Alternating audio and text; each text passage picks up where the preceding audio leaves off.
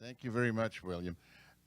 So this is the beginning of our celebration of the 50 years. We kind of started off last night toasting already.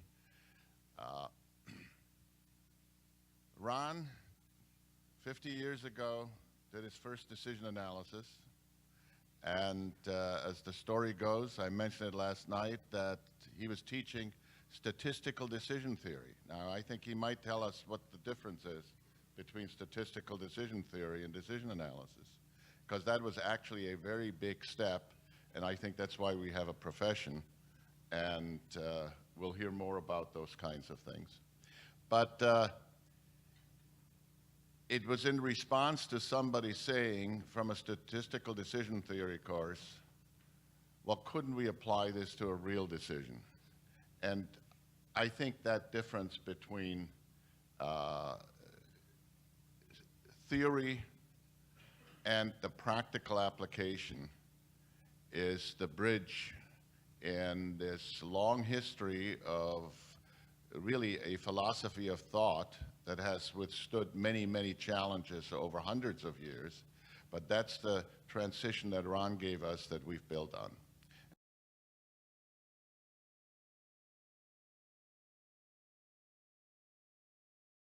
And Howard Rafe invited me to make a presentation in a session at the Boston, back to Boston again, I think it was an ORSA meeting. He was the chair of the session. And so I said I'd be happy to do that, and I had to choose a title. And so I chose Decision Analysis: Applied Decision Theory, or as we call it now, DAAG. Now, I didn't really like, I was thinking of decision engineering, which would be more descriptive, but that sounded manipulative. You know, we're going to engineer your decision. It's going to come out the way we want it to. So I stuck with decision analysis.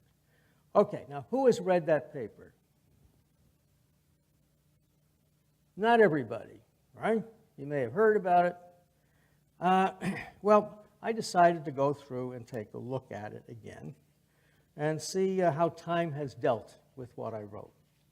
Now, as I said, I'm not going to talk about, what were the distributions and blah, blah, blah, the methods, but just some of the more general things.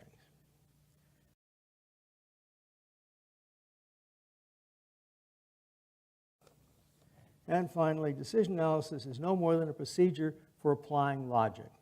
The ultimate limitation to its applicability lies not in its ability to cope with problems, but in man's desire to be logical. Guess what?